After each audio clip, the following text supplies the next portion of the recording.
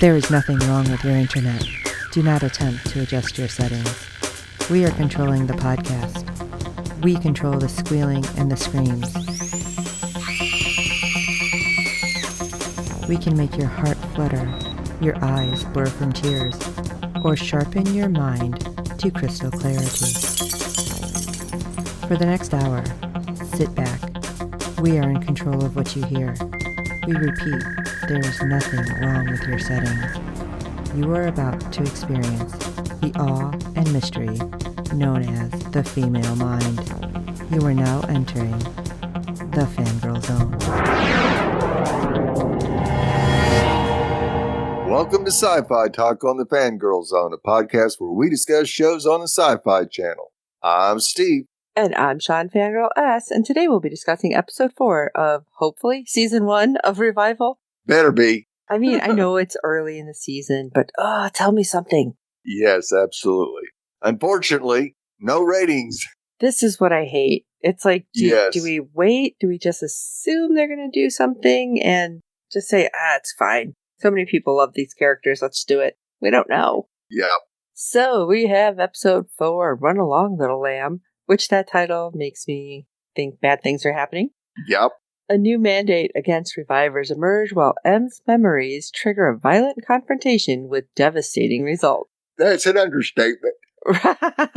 So, Revival Episode 4, Run Along Little Lamb, kicks the overarching narrative into high gear as the floodgates open on the M murder case. We get some much-needed answers, while new questions take center stage. You say aliens?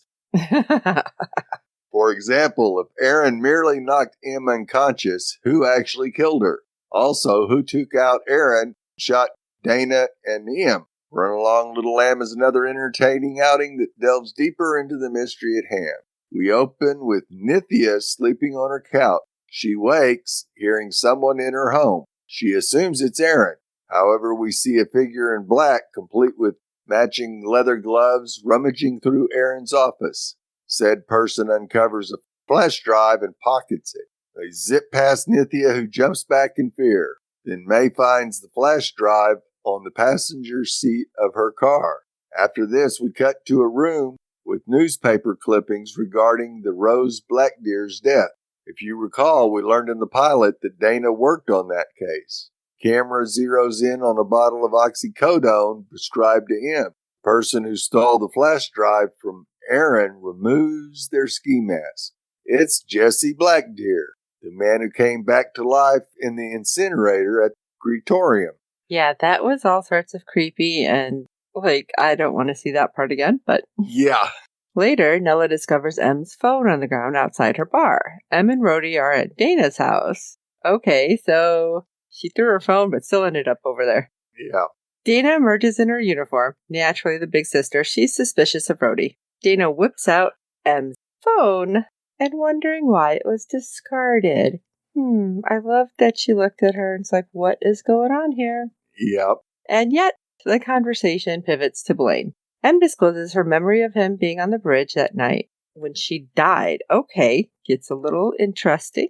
Yeah. And Dana decides to confront Blaine herself. She makes M promise to steer clear of him. Oh, of course, that's going to work. Yeah. Because, M is a cypress. Cypresses are going to cypress. Yep.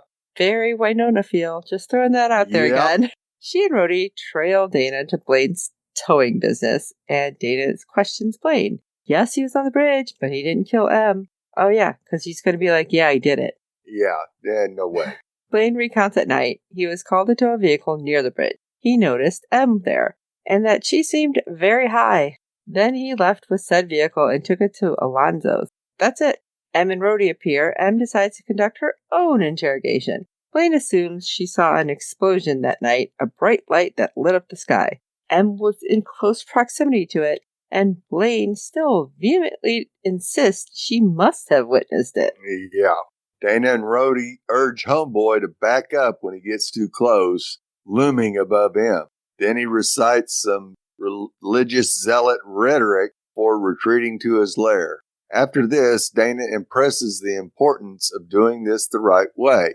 She must solve M's murder by utilizing the proper channels and adhering to protocol. M understands. So she said.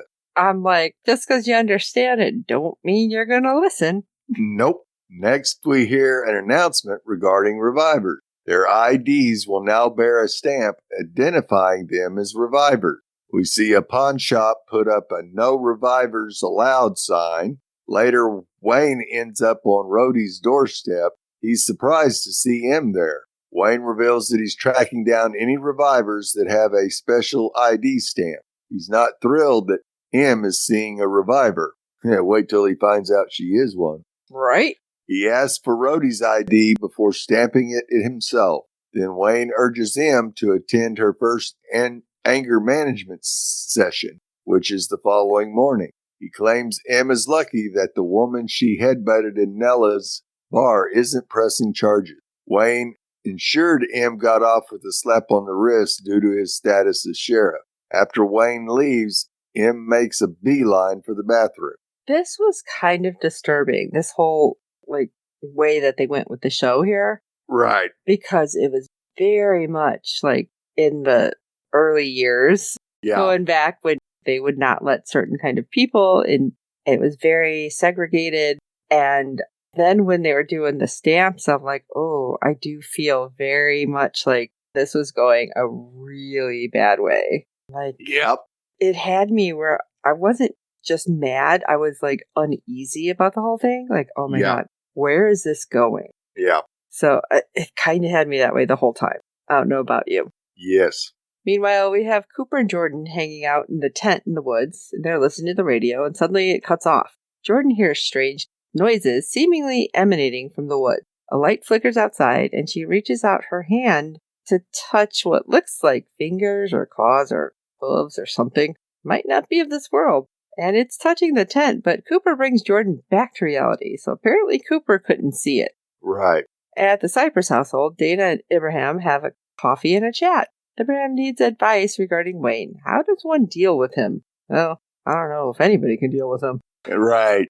Abraham realizes that Wayne has the governor's ear, not to mention how Wausau is treating revivers is unconscionable, inhumane, and I agree with him. Yes. Gotta love the striking real-life parallels as U.S. ostracizes, discriminates, and strips rights away from certain marginalized group. Anyway, Dana tells Abraham that Wayne loves to feel helpful. Keep him busy. There's a thought. He thinks what he's doing is right, even though singling out and potentially rounding up revivers like cattle isn't the way to go about it. No. After this, Dana heads upstairs to ensure Cooper and Jordan are in bed. Jordan admits she doesn't sleep anymore, which garners harsh judgment from her parents.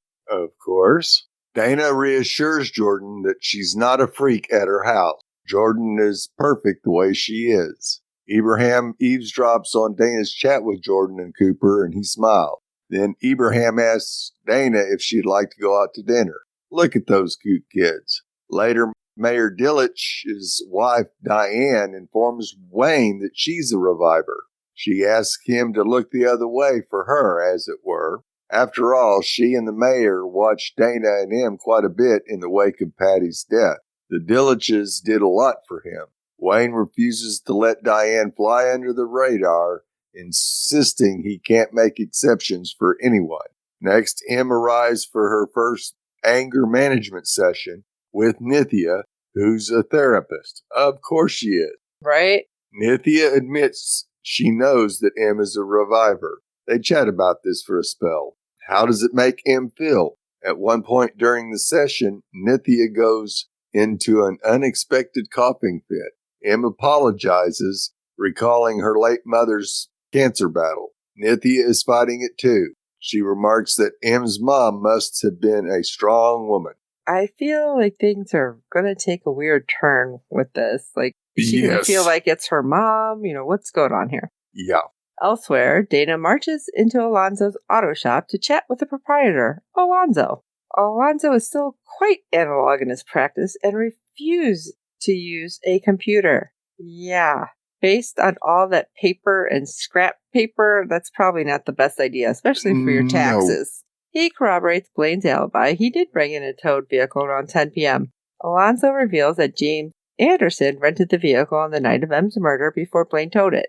Dana searches the car, finding a parking stub for Wausau General Memorial Hospital on December 18th, 2008 at 6:47 p.m. Let it be known that I was unaware this was taking place so long ago, and I could not figure out why everybody had flip phones. Yeah. I mean, yeah, we're in the 2000s. We're in the 2020s right now, 2025, obviously. Did not realize we were in 2008 in this. So, No, that was a shocker. yes. Meanwhile, Rhodey gives Em her first massage, which, after finding out we're in 2008, that's just kind of like okay. Yeah. Well, that leads to some smooching, and Rhodey insists they don't have to go further, but Em wants to. But while they're kissing, Em has a flashback to the night on the bridge. She recalls someone chloroforming her as they drag her away. This person had on that wedding band. At the same time, we have Blaine recording his radio show. Are we thinking that Blaine had on a wedding ring? I don't remember them mentioning a wife, but no. But we do hear him spew some hateful rhetoric about revivers as one reviver, a sweet-looking older woman, happily exercises during class. Afterward, two of Blaine's bros attempt to block the woman's passage, and they decide to intimidate her. Really not feeling this. No, not at all. Later, Dana chases down another lead at the hospital. A nurse reveals their patient logs from December 18th. Dana realizes that Nithya was receiving chemo around the same time as what's on the parking stub. The nurse shares that Nithya most likely went home around midnight. So if the car was dropped off at 10 p.m., that means Aaron is using his wife's chemo as an alibi. Dana knocks on Aaron and Nithya's door, however, no one answers. As she leaves, we see the curtains part from the inside. Meanwhile, Em and Rhodey visit a pawn shop with the mysterious wedding band. The owner is the one who refuses to serve revivers.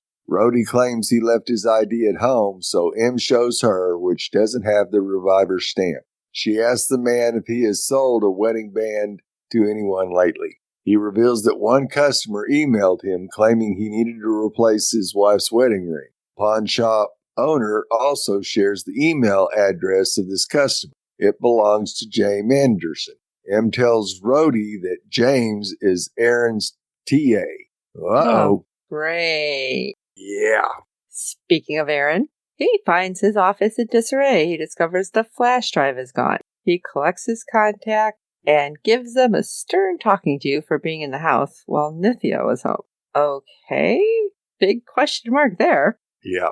Aaron tells the person on the other end that he kept up his end of the bargain. Then he reminds them that I can take you down before hanging up on them. That's probably not the way to go, but No. I guess to each their own. Later, Aaron burns some incriminating documents in the fireplace. That's always great. Yeah. You're not taking anybody down. You're burning everything. Yeah, you're about to go down. Right? Nithya asks him what he's doing, and he urges her to go to bed. And he's claiming, well, don't worry, I'm taking care of it. That always makes me feel better. Yeah. Then Em recalls an intimate moment between her and Aaron as she gives herself a badass haircut. Seriously, I try to trim the ends of my hair and it looks bad. Like, I need to see a professional. Yeah. No. I don't want to look like, that bowl cut that I had when I was a little kid. I don't know. It was all the rage when we were little. Probably because everyone wanted to be a hairdresser. All our parents did. I don't know about you with your kids. I had the bowl cut, though. Yeah. Not my kids. Oh, well, see, your wife had style, obviously. Yeah. After Em's sick punk upgrade, Em insists on going to confront Aaron whether Rhodey likes it or not, and, well, she leaves him behind. That was probably not the best of ideas, because we still don't know what the heck is going on. Right. Elsewhere, Ibrahim arrives at the Cypress house to pick up Dana for their date. Then Andrew and Adam call their brother Anthony, who's in Hell's Kitchen, New York. Anthony is on a payphone. Anthony informs them that his boss is thrilled by the new business opportunity in Wausau. He wants the Czech brothers to run it. However, Anthony doesn't trust Andrew and Adam to oversee operations without him, so they must smuggle Anthony back to Wausau. I'm sure that'll be easy. Yeah. He asks Andrew if he still plays poker with that piece of shit Irish cop. Anthony urges Andrew to overpay said cop and get him back on side. Then one dude gets impatient while waiting to use the payphone. Anthony beats the snot out of him while he's still on the phone with Andrew. Anthony hangs up the receiver, which is covered in blood. At the same time, Aaron is on the phone with his contact again. He urges this person to ensure Nithya is taken care of. What? Yeah. Meanwhile, Dana instructs Ibrahim on where to go, although the latter would rather trust the GPS. Dana gets a text from Aaron ordering her to go to the woods behind Pacer. He'll tell her everything. So Dana directs Ibrahim to drive to the location. Yeah, I'm sure everything's going to be just perfect. Yeah. Next, we see M confronting Aaron in the woods. M demands to know the truth. Aaron insists he didn't mean to hurt her. M starts choking him. Kind of a valid response. I'm just throwing that out there. Can't blame her. At the same time, Ibrahim stops the car near the tree line. Dana whips out a gun. This is all standard first date fare, right? I mean, she's dressed to the nines with a gun somewhere. Yep. Dana leaves him there. M is choking the life out of Aaron for a few moments before releasing him, and Aaron claims he didn't kill her. He took her from the bridge, but he didn't commit murder. He apologizes. Is this just like trying to be like, I didn't kill you, the drugs killed you? You know, yeah.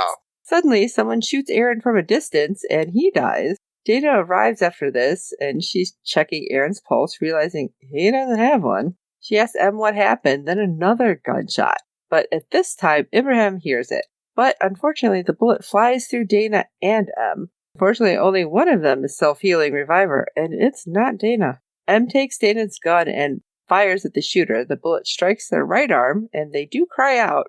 But M starts screaming for help, reassuring Dana she'll be okay while trying to staunch the wound. Someone save our Winona. Yes. Did not expect that, that's for sure. No! I'm like, oh my god, what episode is this? Are they killing her off? Yeah. With 6 episodes left, they better not. They better not do this to us. No. Well, we'd love to hear your thoughts on each and every episode this season. Our deadline for feedback is 6 p.m. Eastern every Friday during the season. You can send your feedback via email or audio to contact us at fangirlzone.com. Please review and rate us on iTunes and any other platform you use for your podcast. With good ratings and reviews, it helps other fans of the show find us, as there are a few other revival podcasts out there. Tell your friends, and we do hope you're enjoying our podcast. And don't forget to check out the other great Fangirl Zone podcasts. You can check everything out at fangirlzone.com. We have a myriad of podcasts. I'm sure you'll find something else you enjoy. Or you can let us know what you think we should do next, because, I mean, obviously we seem to be on a sci-fi comic book run with these, and I'm all for it. So you can also contact us, as Steve said, at contactus@fangirlzone.com, or find our page and reach out to us basically everywhere. We want to hear from you. I love the tinfoil hat theories, and I still want to know who has read this comic book and what you think of it. So for this episode of Sci-Fi Talk, I'm Steve. I'm going to shove this protocol right up your ass. And I'm Shawn, Fangirl S. And until next time.